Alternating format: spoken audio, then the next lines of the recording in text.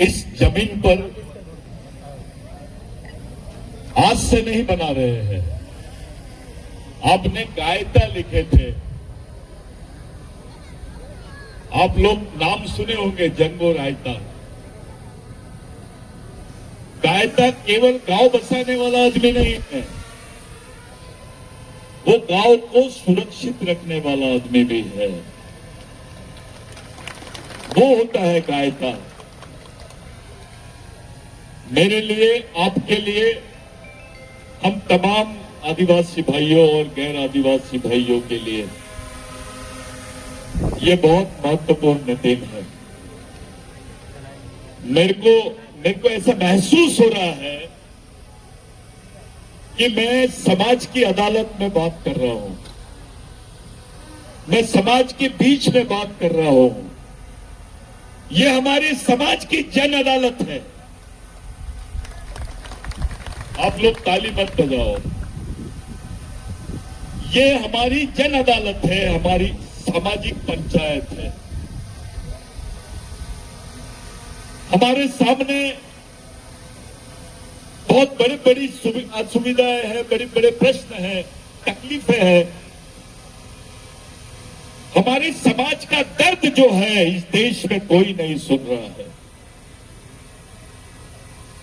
इस देश की पहली महिला,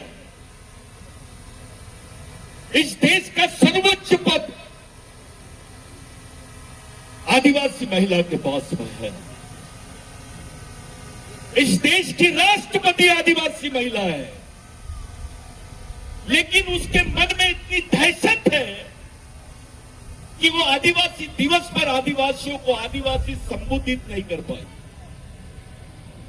वो आपको आदिवासी बोलने के लायक नहीं है। वो डर रही है, यहाँ के आरएसएस के विचारों से डर रही है। एक राष्ट्रपति महिला, वो भी आदिवासी, और आदिवासी दिन पर ही तुमको आदिवासी नहीं बोल रहे हैं। इससे ज्यादा बड़ा मजाक इस देश में कुछ नहीं हो सकता। अब देश आदिवासियों का था, आदिवासियों का है और आदिवासियों का ही रहेगा। इसको कोई दूसरा राष्ट्र नहीं बना सकता है, क्योंकि इस जल जमीन जंगल के सही हकदार आदिवासी है। 45 साल के बाद, यानी 60 साल के बाद में भारत के सर्वोच्च न्यायालय ने माना कि आदिवासी इस देश का प्रथम नागरिक है और उसे इस देश का मूल मालिक होने का सम्मान मिलना ही चाहिए। और ये सम्मान देने का कर्तव्य भारत के प्रत्येक नागरिक का है, ऐसा सुप्रीम कोर्ट ने बोला। 2011 में, थोड़ा पानी लाना बा, 2011 में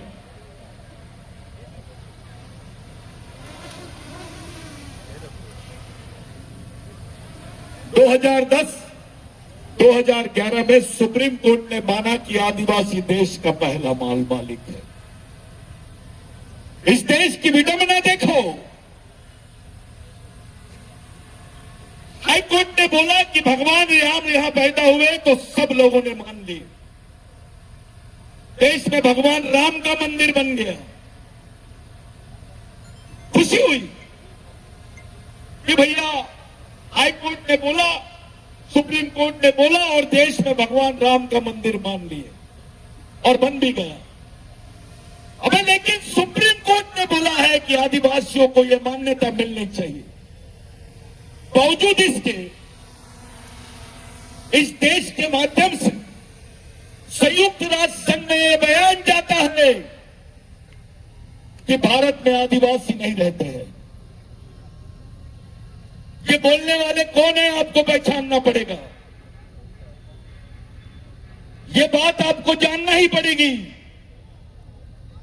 कि संयुक्त राष्ट्र संघ में बयान जाता है कि आदिवासी भारत में नहीं रहते हैं। इसका दूसरा मतलब यह है कि आदिवासी भारत के नागरिक नहीं है। ये मजाक है आदिवासियों के साथ में। ये कौन लोग हैं? ये जो बोल रहे हैं कि भारत में आदिवासी नहीं है, इनका संविधान पे भरोसा नहीं है, इनका सर्वोच्च न्यायालय पे भरोसा नहीं है। आपके समाज के गांडू नेता, आदिवासी समाज के नपुंसक नेता जो खामोशी से इस बात को बर्दाश्त कर रहे हैं, क्योंकि उनको यह मालूम नहीं कि उनके भी बाल बच्चों का सवाल है। It is a question of identity, it's a question of existence, it is a question of land rights over the land, forest and water. जल जमीन जंगल पर अधिकार का मसला है। 5वीं अनुसूची को मजाक बना दिया इन्होंने। 5वीं अनुसूची के क्षेत्र में आदिवासियों का जितना शोषण हो रहा है, उतना 5वीं अनुसूची के बाहर के क्षेत्रों में नहीं हो रहा। जितना 5वीं अनुसूची का क्षेत्र है, वो क्षेत्र बहुत ज्यादा हॉट हो गया। वहां उत्खनन चालू है, वहां पर अलग अलग प्रकल्प चालू है, और आदिवासी देख रहा है अपने शोषण को, अपनी जमीन, अपने पूर्वजों की जमीनों को अपने हाथ से छीनते हुए देख रहा है आदिवासी। कॉमन आदमी, सामान्य आदिवासी आदमी बेचारा चुपचाप देख रहा है, क्योंकि वो समझ नहीं पा रहा है कि क्या किया जाए, कैसे लड़ा जाए। अगर वो ये मांग भी करता है तो उसको गैर संवैधानिक बोलते हैं, उसको संविधान विरोधी बोलते हैं, देश विरोधी बोलते हैं। ये कैसी बात है भाई? कोई अपने अधिकारों के बारे में, अपने हक के बारे में नहीं बात करना चाहिए? ऐसा तुम तय करने वाले होते कौन है? ये देश के संविधान का अनादर है। ये खुला ऐलान है कि हम संविधान को नहीं मानेंगे। जब बात भगवान राम की आती है तो संविधान का उल्लेख होता है, कोर्ट का उल्लेख होता है, और जब इस देश के आदिवासियों की बात आती है तो उस पर कोई कोर्ट की बात नहीं करता। साथियों, मैं खुले मन से बात कर रहा हूं, ये इस देश में भगवान पैदा नहीं हुआ था तब से आदिवासी रहते हैं। इस देश में भगवान से पहले रहने वाले आदमी का नाम है आदिवासी। ये एंथ्रोपोलॉजिकली प्रूफ है, ये मानव शास्त्रीय तरीके से प्रूव है, ये सिद्ध हो गया है, और सब जानते हैं कि इस देश का ओरिजिनल मालिक कौन है। अब सवाल इस बात का है कि आप लोगों के बीच में, समाज में हर 2 घर के बाद में एक सफेद कपड़े वाला नेता मिलता है। इस समाज में नेतागिरी का भूत छाया हुआ है। हर आदमी अपने आप को नेता समझ रहा है। अरे भाइयों, एक नेता बनाओगे तो 5 साल काम देगा, लेकिन एक कैडर, एक सामाजिक कार्यकर्ता बनाओगे तो पूरी जिंदगी भर समाज के लिए काम करेगा। इस मिशन में, इस मिशनरी काम के लिए आपको तैयार होना है। आपको किसी पार्टी के भरोसे अपनी सामाजिक अधिकारों की लड़ाई नहीं लड़नी है। आपको दूसरों के भरोसे अपने सामाजिक अधिकारों की लड़ाई नहीं लड़नी है। आपको अपने पूर्वज, जिनके विचारों ने इस देश को खड़ा किया है, गुंडाधुर हो, टिक्का मांझी हो, टंटा भील हो, राघोजी भांगरे हो, बाबूराव शर्मा के हो, या क्रांति सूर्य महामानव भगवान बिरसा मुंडा हो, ये लोगों के विचारों से हमारा समाज चलेगा। नेताओं के विचारों से समाज बच नहीं सकता है। अगर समाज बचेगा तो समाज के शहीदों के विचारों से ही बच सकता है। हमारे लोग समझ नहीं पा रहे कि कैसे लड़ा जाए। आदिवासियों को समझने का मौका नहीं दिया जा रहा है। आदिवासी बच्चा कंफ्यूज है, उसको आरक्षण नहीं समझ में आ रहा है, उसको स्वरक्षण समझ में नहीं आ रहा है, उसको अपने 5वीं 6वीं अनुसूची के अधिकार समझ में नहीं आ रहे। इस देश में एक अलग चित्र दिखाई दे रहा है साथियों। कभी कविता पढ़ी गई, उसमें बताया गया कि भैया सबकी चिंता है, आदिवासी की चिंता नहीं है। जंगल बचाओ, पर्यावरण बचाओ, ये वो लोग समझा रहे हैं जिनका कोई लेना देना नहीं है जंगल से। ये रामदेव बाबा समझाएगा क्या आदिवासी को? जो आदिवासी का 5 से 30 रुपए में 5 किलो ये लेते हैं, आंवला लेते हैं और उसको मार्केट में 300 रुपए का बेचते हैं। एक बोतल 300 राष्ट्रीय संत हो सकते हैं?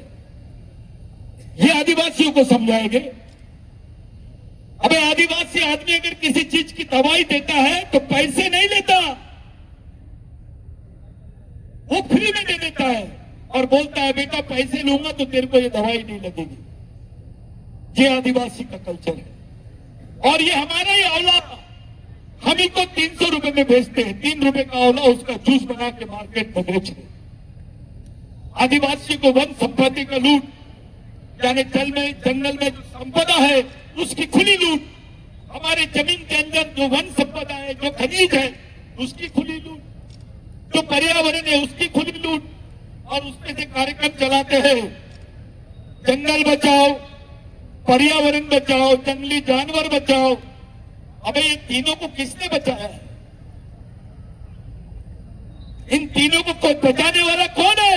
आदिवासी है। लेकिन आदिवासी बचाओ नहीं बोलते हैं आप। क्या बात है? आपको जंगल चलता है, पर्यावरण चलता है, शेर चलता है, सुअर चलता है, आदिवासी नहीं चलता। ऊपर से आपको वनवासी बोल रहे हैं। ये वैचारिक षड्यंत्र है साथियों। पहले आदिवासियों को मूल निवासी, फिर आदिवासी, अभी वनवासी, 5 साल बाद स्वर्गवासी। एक कार्यक्रम है। आपकी पहचान को, आपके अस्तित्व को ये नकारा जा रहा है। हमारी आने वाली पीढ़ी जिंदा कैसे रहेगी? छत्तीसगढ़ के, मैं आपको स्पेशली पूरे समाज की पंचायत में बोल रहा हूं साथियों, मैं एक भी बात झूठ नहीं बोल रहा हूं। मैं अपने पूर्वजों की कसम खा के बोल रहा हूं कि जो मैं बोल रहा हूं वो समाज के सामने एक बयान नहीं, सच्चाई है। अपने लोग पूरे छत्तीसगढ़ में हर 3 घर के बाद में आदिवासी परिवार जो है मजदूर है। हर 3 परिवार के बाद में एक आदिवासी परिवार मजदूर है। यानी छत्तीसगढ़ में 25 से 50% आदिवासी जो है वो मजदूरी का काम करते हैं। इस देश में लैट्रिन साफ करने का काम भी सरकारी काम का हिस्सा है, लेकिन गड्ढा खोदने का काम सरकारी काम का हिस्सा नहीं बना। इसकी कोई पोस्ट ही नहीं। आपको वो काम भी नहीं मिलेगा। आपके बच्चे को आरक्षण खत्म, प्राइवेटाइजेशन हो रहा है। हमारी अगली आने वाली पीढ़ी को जिंदा रखने के लिए हम क्या बात करेंगे? कौन सी मांग को लेकर लड़ेंगे आप? आपके बच्चों को जिंदा कैसे रखोगे, इस पर बात करो। एक तरफ सरकार बोलती है इस देश में आदिवासी नहीं रहते, दूसरी तरफ आपके आरक्षण के साधन बंद, नौकरियां बंद। आपका बच्चा करेगा क्या पढ़ लिख के? इसके बारे में नेताओं ने बताना चाहिए। मेरे को यह फिक्र नहीं है कि हमारी जमीन जा रही है, हमारी जमीन छीन रहे हैं। ये तो चालू है क्योंकि सत्ता उनके पास है। वो सत्ता का कैरेक्टर होता है। उनकी मनमर्जी से वो लोग पूरे कॉर्पोरेट को आदिवासियों की जमीन बेच सकते और बेचना चालू है। लेकिन सवाल यह है, ये आदिवासी समाज कैसे बचेगा? मैं इस पर बात करने आया हूं कि हमारा जो समाज है ये कैसे बचेगा, किस तरीके से बचेगा, इस पर चर्चा कब करोगे तुम? साथियों, बस्तर एक इतिहास का पन्ना बन जाएगा।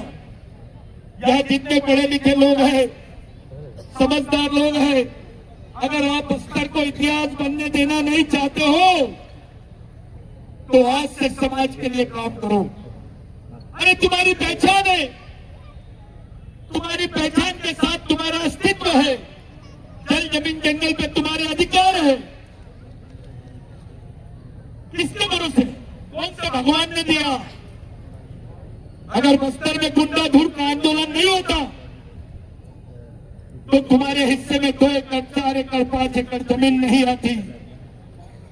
तुम इस देश के मालिक नहीं बनते, जमीन के मालिक नहीं बनते। तब तो कोई आरक्षण नहीं था संविधान बनने के पहले, तब किसी टाइप की कोई सुविधा नहीं थी। जिंदा रहने का एकमात्र साधन था जमीन, और ये जमीन देने वाले भगवान का नाम है बस्तर में गुंडाधुर। ये भगवान है।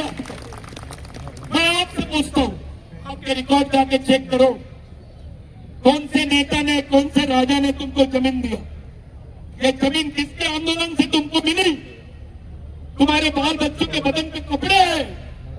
तुमको पहले क्रिमिनल ट्राइब बोलते थे, गुनहगार जमात।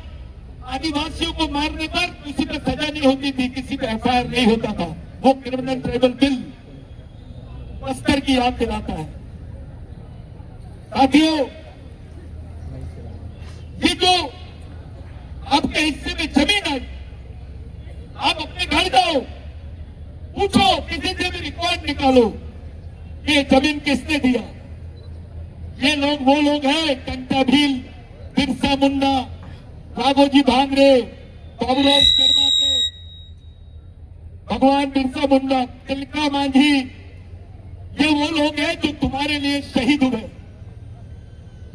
जीसस क्राइस्ट को सूली पे चढ़ाए थे, तो लोगों ने उसको भगवान की उपमा दी। अरे आदिवासियों के शहीदों को तो फांसी पे चढ़ाया गया डायरेक्ट, और वो हंसते हंसते चढ़ गए समाज के लिए। इतनी बड़ी चीज है समाज। अपने जीवन से ज्यादा उन्होंने समाज को महत्व दिए। अगर ये मरते नहीं तो हम जिंदा नहीं रहते। आज ये शहीद नहीं मरते तो हम जिंदा नहीं रहते। आज जो अभी हमारा अस्तित्व है वो इन शहीदों के भरोसे है, और यही हमारे सच्चे भगवान है। इनके विचारों से समाज चल सकता है, क्योंकि इन्होंने अपने जीवन से ज्यादा महत्व समाज नाम की चीज को दी।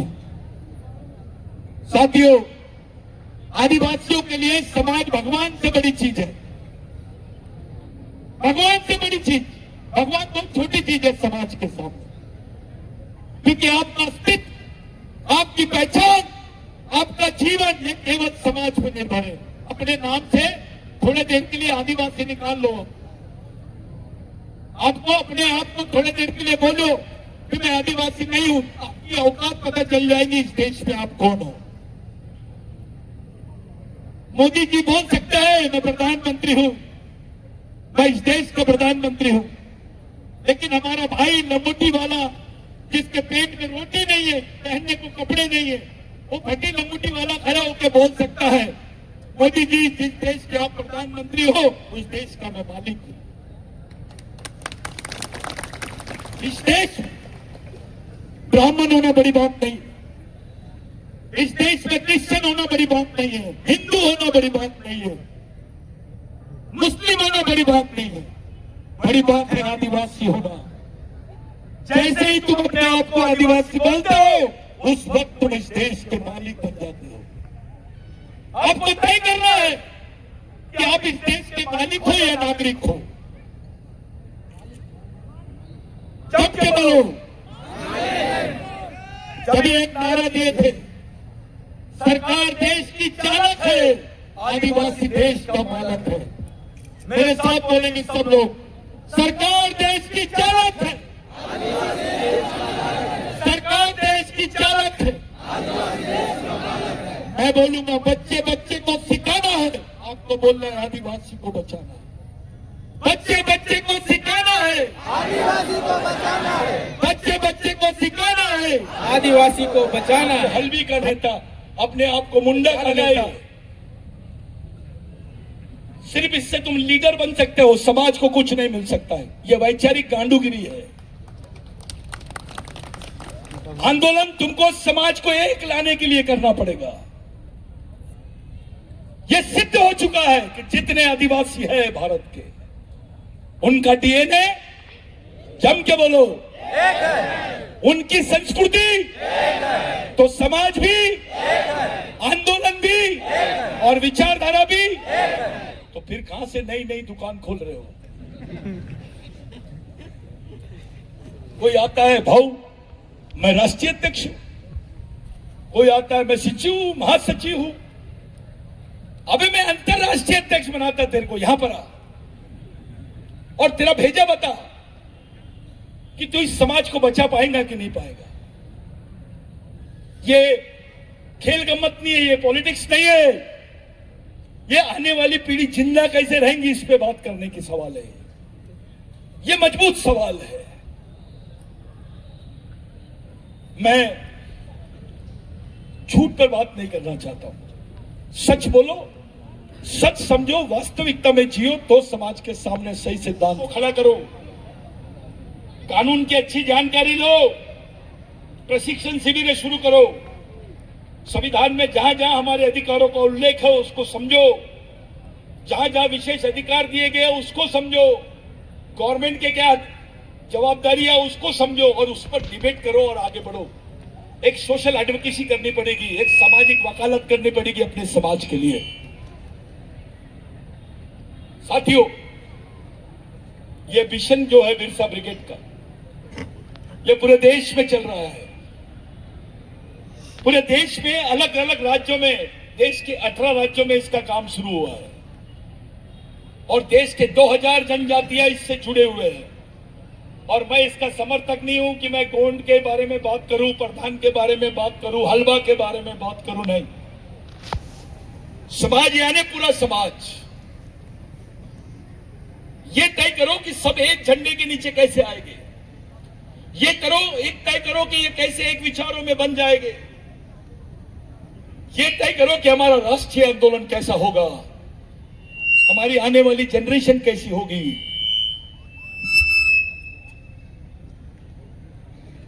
ये तय करने का समय है साथियों। जिन लोगों ने मेरे को बुलाए, बात तो बहुत करना चाहता था मैं आपसे। मेरे को ऐसा लगा था कि ये कार्यक्रम अगर 12 बजे 1 बजे शुरू होता तो मैं 4 घंटे तक बोलता। मेरे को जाने की तैयारी करना है और अब सुनने के लिए मत तैयार रहो, समझने के लिए तैयार रहो और करने के लिए तैयार हो जाओ। बिरसा मुंडा ने बोला था कि समाज आर्थिक रूप से गरीब रहेगा, चलेगा, लेकिन विचारों से गरीब नहीं रहना चाहिए। जो समाज विचारों से गरीब रहता है वो गुलाम पैदा होता है और गुलाम ही मर जाता है। हमको गुलाम बनना नहीं है, हमारी आने वाली पीढ़ी को गुलाम नहीं बनाना है। हम इस देश के मालिक थे, हैं और रहेंगे। हम इस देश के संविधान की रक्षा अगर कोई कौम कर सकती है देश में, केवल आदिवासी कर सकता है। और ये सच्चाई है आदिवासी कि अगर आदिवासी जिंदा रहेगा तो इस देश की मूल संस्कृति, मूल भारतीय संस्कृति जिंदा रहेगी। जिस दिन आदिवासी खत्म हो जाएगा, भारत की ओरिजिनल संस्कृति खत्म हो जाएगी। मानव शास्त्र में क्या पढ़ाते हैं? आदिवासियों के बारे में पढ़ाते हैं। समाज शास्त्र में क्या पढ़ाते हैं? आदिवासियों के बारे में पढ़ाते हैं।